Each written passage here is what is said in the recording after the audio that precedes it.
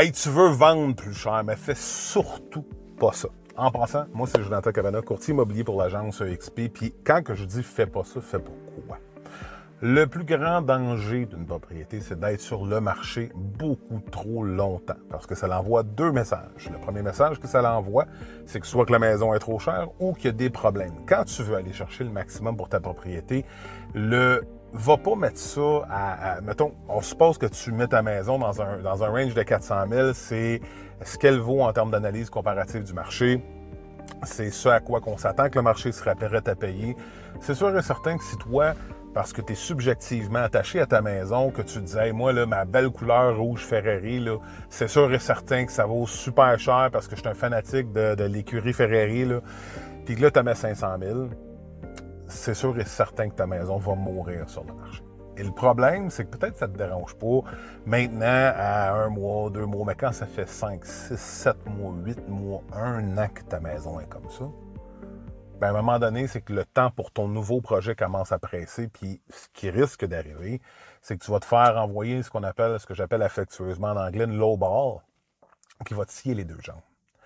Puis à ce moment-là, parce que ton nouveau projet commence à presser, ben là, tu risques de donner dans des choses qu'habituellement, si tu l'avais fait adéquatement, si tu avais travaillé de la bonne façon, tu ne te casserais pas la tête avec ça. Puis je m'explique.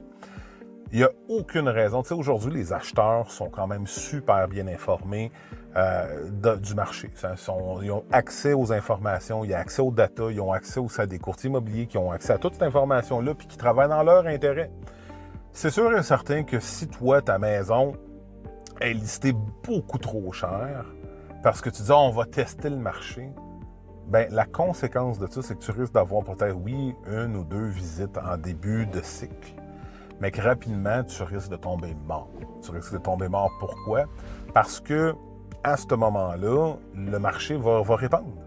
Puis, ce qui risque d'arriver, c'est qu'au fil des mois, puis au fil du temps, bien, le signal que ça l'envoie au marché, puis le pire ennemi de n'importe quelle maison, c'est le temps. Donc, 1 mois, 2 mois, 3 mois sur le marché, 4 mois sur le marché, 6 mois sur le marché, tu es rendu à 180 jours où ce que personne a signifié de l'intérêt pour ta propriété. Puis si ta propriété est moindrement sa coche, il n'y a aucune raison, mis à part ton enjeu de prix. Il y a 3 grands critères qu'on regarde. Le marketing, l'état de ta maison, puis le prix. Si le marketing est correct, il est mis partout de la meilleure façon possible, puis que l'état de la maison...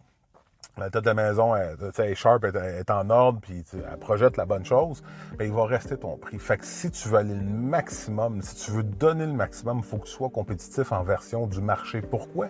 Parce que tu vas attirer des acheteurs qui vont aimer ce type de produit-là, pourront se payer ce type de produit-là, puis qu'à un moment donné, vont rentrer en compétition un avec l'autre, dans cette optique-là.